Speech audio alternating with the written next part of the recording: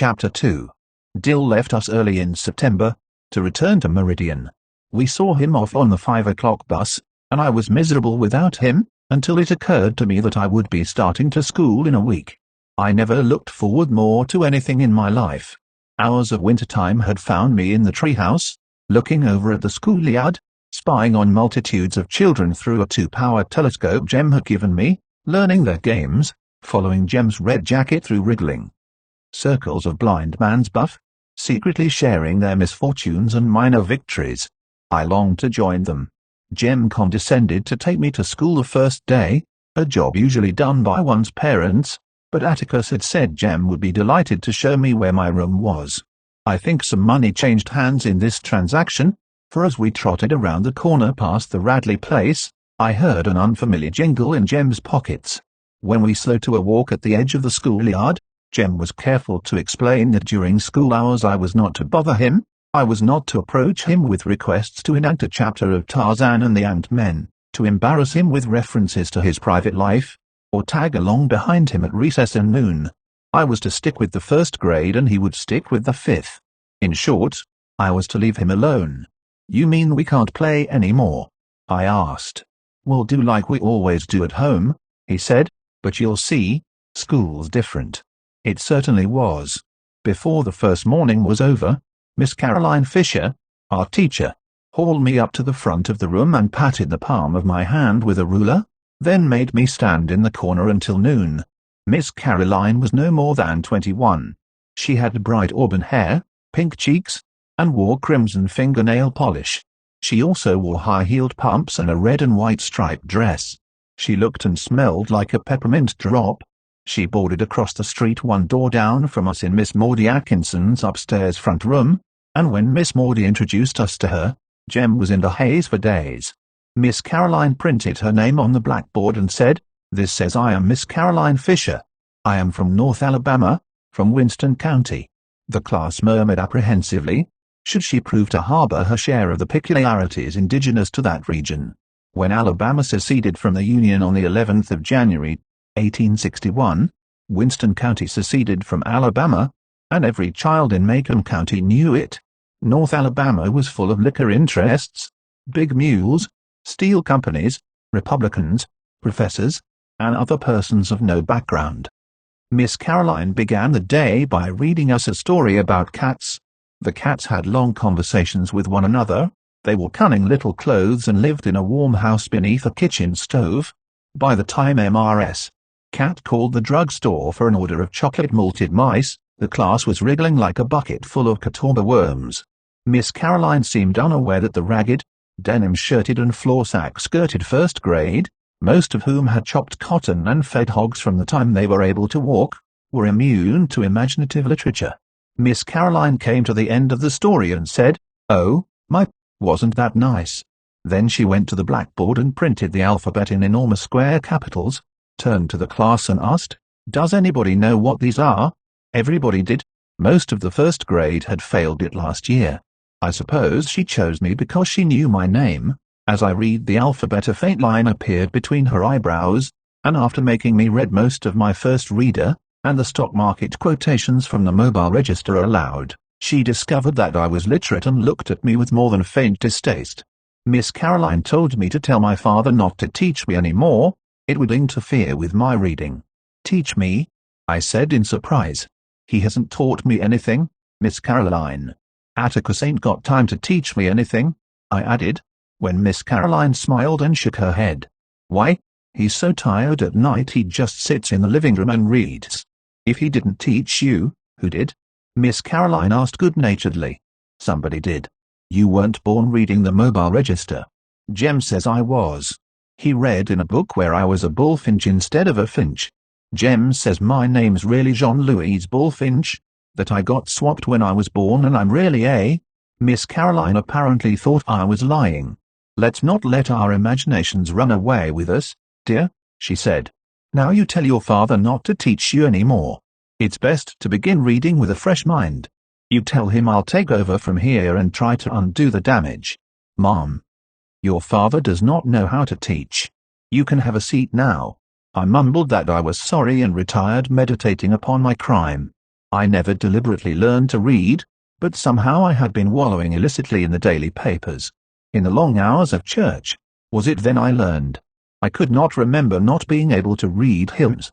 Now that I was compelled to think about it, reading was something that just came to me, as learning to fasten the seat of my union suit without looking around, or achieving 2 bows from a snarl of shoelaces. I could not remember when the lines above Atticus's moving finger separated into words, but I had stared at them all the evenings in my memory, listening to the news of the day, bills to be enacted into laws, the diaries of Lorenzo Dow, anything Atticus happened to be reading when I crawled into his lap every night, until I feared I would lose it. I never loved to read. One does not love breathing. I knew I had annoyed Miss Caroline, so I let well enough alone and stared out the window until recess when Jem cut me from the covey of first graders in the schoolyard. He asked how I was getting along. I told him. If I didn't have to stay I'd leave. Jem, the damn lady says Atticus has been teaching me to read and for him to stop it. Don't worry, Scout, Jem comforted me. Our teacher says Miss Caroline's introducing a new way of teaching. She learned about it in college. It'll be in all the grades soon. You don't have to learn much out of books that way. It's like if you want to learn about cows, you go milk one. See? Yeah, Jem, but I don't want to study cows. Sure you do. You have to know about cows. They're a big part of life in Macon County. I contented myself with asking Jem if he'd lost his mind. I'm just trying to tell you the new way they teach in the first grade, stubborn. It's the Dewey Decimal System. Having never questioned Jem's pronouncements, I saw no reason to begin now. The Dewey Decimal System consisted, in part, of Miss Caroline waving cards at us on which were printed the cat, rat, man, and you. No comment seemed to be expected of us, and the class received these impressionistic revelations in silence. I was bored, so I began a letter to Dill. Miss Caroline caught me writing and told me to tell my father to stop teaching me. Besides, she said, we don't write in the first grade, we print. You won't learn to write until you're in the 3rd grade. Calpurnia was to blame for this. It kept me from driving her crazy on rainy days, I guess. She would set me a writing task by scrawling the alphabet firmly across the top of a tablet, then copying out a chapter of the Bible beneath. If I reproduced her penmanship satisfactorily, she rewarded me with an open-faced sandwich of bread and butter and sugar. In Calpurnia's teaching, there was no sentimentality. I seldom pleased her and she seldom rewarded me. Everybody who goes home to lunch hold up your hands, said Miss Caroline, breaking into my new grudge against Calpurnia. The town children did so, and she looked us over. Everybody who brings his lunch put it on top of his desk. Molasses buckets appeared from nowhere, and the ceiling danced with metallic light. Miss Caroline walked up and down the rows peering and poking into lunch containers, nodding if the contents pleased her, frowning a little at others. She stopped at Walter Cunningham's desk. "Where's yours?" she asked. Walter Cunningham's face told everybody in the first grade he had hookworms. His absence of shoes told us how he got them. People caught hookworms going barefooted in barnyards and hog wallows. If Walter had owned any shoes, he would have worn them the first day of school, and then discarded them until midwinter. He did have on a clean shirt and neatly mended overalls. "Did you forget your lunch this morning?" asked Miss Caroline. Walter looked straight ahead. I saw a muscle jump in his skinny jaw. "Did you forget it this morning?" asked Miss Caroline. Walter's jaw twitched again. "Yep," he finally mumbled. Miss Caroline went to her desk and opened her purse. "Here's a quarter," she said to Walter. "Go and eat downtown today. You can pay me back tomorrow." Walter shook his head. "No thank you, Mom," he drawled softly. Impatience crept into Miss Caroline's voice. "Here, Walter, come get it." Walter shook his head again. When Walter shook his head a third time, someone whispered, "Go on and tell her, Scout." I turned around, and saw most of the town people, and the entire bus delegation looking at me. Miss Caroline and I had conferred twice already, and they were looking at me in the innocent assurance that familiarity breeds understanding. I rose graciously on Walter's behalf. "Ah, Miss Caroline." "What is it, Jean-Louise?" "Miss Caroline, he's at Cunningham." I sat back down. "What, Jean-Louise?" I thought I had made things sufficiently clear. It was clear enough to the rest of us. Walter Cunningham was sitting there lying his head off. He didn't forget his lunch. He didn't have any. He had none today, nor would he have any tomorrow or the next day.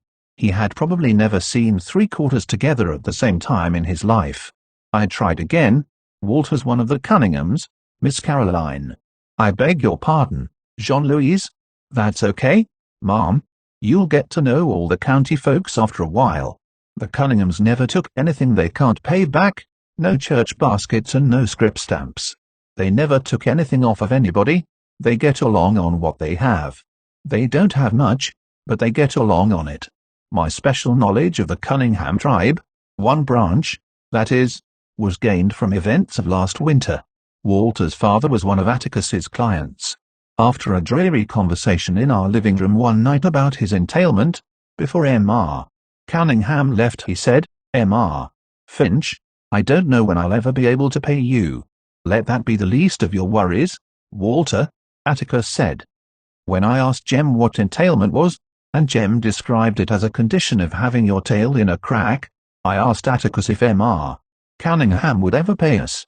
"Not in money," Atticus said, "but before the year's out I'll have been paid. You watch." We watched. One morning Jem and I found a load of stovewood in the backyard. Later, a sack of hickory nuts appeared on the back steps. With Christmas came a crate of smilax and holly. That spring when we found a cracker sack full of turnip greens, Atticus said M.R. Cunningham had more than paid him. "Why does he pay you like that?" I asked. "Because that's the only way he can pay me. He has no money." "Are we poor, Atticus?" Atticus nodded. "We are indeed." Jem's nose wrinkled. "Are we as poor as the Cunninghams?" "Not exactly. The Cunninghams are country folks, farmers, and the crash hit them hardest." Atticus said professional people were poor because the farmers were poor. As Macomb County was farm country, nickels and dimes were hard to come by for doctors and dentists and lawyers. Entailment was only a part of M.R. Cunningham's vexations. The acres not entailed were mortgaged to the hilt, and the little cash he made went to interest. If he held his mouth right, M.R. Cunningham could get a WPA job, but his land would go to ruin if he left it, and he was willing to go hungry to keep his land and vote as he pleased. M.R. Cunningham, said Atticus, came from a set breed of men. As the Cunninghams had no money to pay a lawyer, they simply paid us with what they had. "Did you know," said Atticus, "that Dr. Reynolds works the same way? He charges some folks a bushel of potatoes for delivery of a baby. Miss Scout, if you give me your attention I'll tell you what entailment is. Jem's definitions are very nearly accurate sometimes. If I could have explained these things to Miss Caroline, I would have saved myself some inconvenience and Miss Caroline's subsequent mortification, but it was beyond my ability to explain things as well as Atticus, so I said, "You're mean him, Miss Caroline. Walter hasn't got a quarter at home to bring you, and you can't use any stove wood." Miss Caroline stood stock still, then grabbed me by the collar and hauled me back to her desk. "Jean-Louise, I've had about enough of you this morning," she said. "You're starting off on the wrong foot in every way, my dear. Hold out your hand."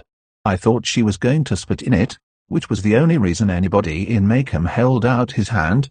It was a time-honored method of sealing oral contracts. Wondering what bargain we had made, I turned to the class for an answer, but the class looked back at me in puzzlement. Miss Caroline picked up her ruler, gave me half a dozen quick little pats, then told me to stand in the corner. A storm of laughter broke loose when it finally occurred to the class that Miss Caroline had whipped me. When Miss Caroline threatened it with a similar fate, the first grade exploded again, becoming cold sober only when the shadow of Miss Blunt fell over them. Miss Blunt, a native Macombian as yet uninitiated in the mysteries of the decimal system, appeared at the door hands on hips and announced, "If I hear another sound from this room I'll burn up everybody in it. Miss Caroline, the 6th grade cannot concentrate on the pyramids for all this racket." My sojourn in the corner was a short one. Saved by the bell, Miss Caroline watched the class file out for lunch. As I was the last to leave, I saw her sink down into her chair and bury her head in her arms. Had her conduct been more friendly toward me, I would have felt sorry for her. She was a pretty little thing.